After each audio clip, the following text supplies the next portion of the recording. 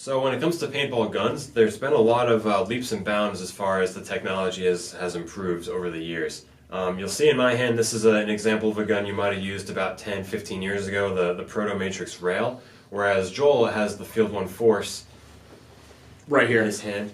With the Dynasty Blue. And as you see, probably the first thing you'll notice is there's no more macro line on the newer guns. This is just one less margin of error for a spot to leak out of. I remember blowing a macro line out on one of my guns just because I didn't cut it properly. It'll save your hearing a little bit for sure. Another big improvement is, as you remember back with the flashing beeps and having to count how many beeps. if it was orange, it was in semi-automatic. Right. Green was full auto. Various colors. Having to have the manual on you. These newer guns actually have a screen that'll show you what firing mode, the battery life. Just kind of take a lot of that troubleshooting out of the picture and get you playing on the field faster and spending less time looking at the owner's manual.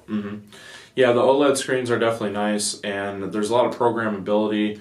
The big thing is like there's not necessarily any cheater modes or anything like that, and aftermarket boards are kind of a thing of the past nowadays. But with that, you get a lot more programmability from the stock board to the point where you don't really need anything but that. So that's a really good point, LCD versus OLED. Yeah, and then toolless features is definitely a big thing. So, being able to pop open your bolt system. This is the nucleus engine of the Field 1 Force, but basically any of your high-end markers nowadays are going to feature that, which is really nice. And then, another thing that I like to point out is that, like, back in the day, everything was about rate of fire, right? Like 15 balls a second, uncapped NPPL mode. Right. Nowadays, it's a lot more about the features. And so, like, the features on this, there's the difference in the foregrip that you can actually change the foregrip. The barrel systems, I would say, overall are just a little bit better. It comes with more inserts factory, which is really nice. And the ergonomics of the guns are a lot better, and they just shoot well from the factory. Like, I remember back in the early 2000s, like, you'd buy a high-end gun, like, or maybe like a Shocker SFT, right? And then you'd spend like a couple $100 upgrading the Shocker SFT with like a new can and like a new bolt and like the HE bolt, or and the bolt cap and all that stuff. Nowadays, really don't. You're not really upgrading your guns because they're just so good from the factory. Yeah, I agree. Pretty much every gun I've been using for the past few years, I just pull it out of the box and adjust the velocity, and that's about it. Yeah. The factory settings are going to work fine. You're not going to have to fumble around and try to guess, what you need to set your dwell parameters to and all that nonsense like you might have back in the day. Another really nice thing about the more modern guns is with the toolless design and toolless features, there's also a lot of toolless maintenance as far as the grips go. And some guns actually use AA batteries now instead of 9 volts, which will save you a little bit of weight as well as time and money, as AA's are a little cheaper. Definitely. And one last big difference in my opinion, because I like to play a lot of woods ball and big games, I like to be able to carry a lot of paint. And some new guns such as the Shocker Amp, they actually have much better air efficiency than the guns of the past. How many pods do you get out of yours, Joel? Shocker Amp, you're going to bet on it. We actually did an efficiency video that you'll see up top. But needless to say, somewhere between like 12 pods off of 68. It's like absolutely insane with the Shocker Amp. You almost get a case of paint out of one fill. So for those of you that might not play at a field, maybe you have some property, in the backyard or something, you like to play some games like that as well. You'll be able to last a lot longer on a tank as well. It's great for scenario play. Just across the board, guns of today, you can shoot a lot more paint and shoot a lot more brittle paint than you could have in the past with a gun such as this. So there's a lot more user-friendly features, and just the pricing has been a lot better as well. Even a cheaper paintball gun today is going to outperform a lot of the guns of the past. Well, and it's funny that you mentioned that, Matt, because like back then you had to spend over $1,000 to get a gun that was going to perform at a top notch that you'd feel comfortable taking into a tournament right off the bat. And nowadays, you still need to upgrade it. Right, exactly. Yeah, nowadays, Shocker Amp retails at $900. This is actually a used one on our used page, but a brand new amp is going to cost you $900, and it's going to perform at a top level performance. And the same thing with like the 170R, as well as the Dye DSR and the 170R, or I said 170R already, my bad. MacDev XDR. Any of these guns in the $800 to $900 price range are going to perform perfectly, and the 6 1.5.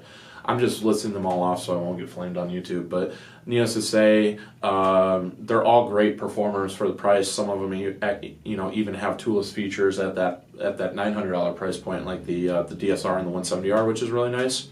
The cool part about the shocker amp is mech. So I want to talk about a little bit about beginner guns and the mech craze. Like most of most of you, I got in a paintball with a mechanical gun like this, the Tippmann 98 Custom. Yeah, dude. There it is. Mechanical play has actually been making a really large comeback in recent years. It's just been more affordable for a lot of people because you might not shoot as much paint as you would with a standard paintball gun. But mechanical leagues are propping up, such as the ICPL, the Iron City Classic, and a lot of one-off events as well are popping up. 10-man paintball and mechanical play is really popular. So just because you have a mechanical gun, it doesn't mean you're going to get outgunned when you return to the field after a long break. What I would recommend is if you do have a gun such as a Tippmann 98 Custom, if it's been in storage for a while, check the detent in the front, because when the bolt is forward, it might crush the detent. And if your bolt has been cocked back in storage for a long time, the bolt spring might be worn out. So just check for that, and as always, check for leaks in the O-rings and things of that nature. But if you want a more modern mechanical experience, this is the GOG Enemy. Yeah, so we have the GOG Enemy, and also like to mention the Planet Eclipse EMEC. So the GOG Enemy retails for $200. The Planet Eclipse EMEC retails for $290 nowadays. And both of these are going to be interesting, in my opinion, because the EMEC as well as the GOG Enemy offer a solenoid spool as well as a HPR. So the operating pressure is going to be a lot lower than Tippmann 98. With Tippmann 98, it's just a valve that controls, so there's actually no regulation system with the 98. Whereas like with this gun, there's actually a spool, so when you pull the trigger, it's making that spool move back and forth, and it's regulating the amount of pressure down to the spool in the first place. So naturally, this shot is going to be a little bit more consistent, efficient, and just going to be a lot smoother and more accurate than something like Tippmann 98. So if you guys aren't interested in necessarily picking up something electronic, mechanically, you can get into the mechanical game for a really good mechanical gun for, right around the same price as you would pay for a 98 or a Tippmann Stormer or something like that. So, that's definitely something to keep in mind if your Tippmann 98 isn't working or something and you want to get back in, but you don't want to spend the time on the 98, or maybe you don't have a local pro shop that will work on it for you. These are a really good pickup for the price point, for sure. And the other thing that I like to mention is that almost everything nowadays is autococker thread.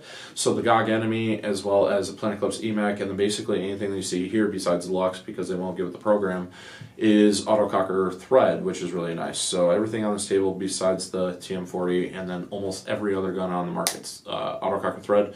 So the barrels, almost every barrel, I remember back in the day where there was different threads, you had the Angel threads, the Ion, the Impulse, Angel, autococker. Autococker's really taken over. Yes. And speaking of taking over, if you go to your local field and rent a gun, you might actually see the GOG Enemy or the EMEC. Yep. They've really taken over as the new, for lack of a better word, they're basically the new Tippmann 98 Custom. They can be used in a variety of different weather conditions. You can play in mud, rain, crawl around in the dirt, the sand, and they're just going to keep shooting. They really just won't give you any problems. So you're looking to get back into it, but you don't want to spend a lot of money, you should consider playing mechanical paintball, because it's still very relevant, and it's actually seeing a big resurgence in recent years. For sure. And then lastly, we have high-end guns. So what's changed on the high-end side of things? The guns are kind of to the point earlier about rate of fire. Nothing's really about rate of fire anymore. Everything's about features and shot quality and ergonomics. So here we have the Lux TM40. Other guns to mention out there would be the CS2 Pro, the Dye M3 Plus, the MacDev Prime XDS, and what am I missing? Field One Force, which was actually built by San Diego Dynasty and tested. They were the research and development of this gun. They used this gun for an entire season at the professional level before they sold a single one to customers. So you know that when players like Yosh Rao and Ryan Greenspan say this is a good gun, you know that you have their word for it, because they take paintball very seriously. and it's just a great option. It's really great that there's so many nice guns out there, Joel. Yes. I mean, there's quite a variety when it comes to the difference in markers. You know, you've got the newest version of basically a Bob Long gun.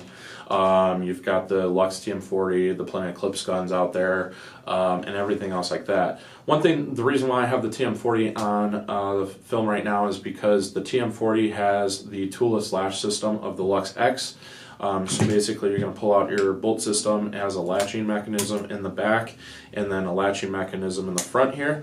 And you're going to be able to completely disassemble this gun, including the solenoid. And just lift this latch down here and the solenoid comes off. Put your mechanical valve on, and this gun actually has a mechanical frame. So completely toolless back and forth within a minute, which is insane. And that's why I decided to touch on this one, was because of that.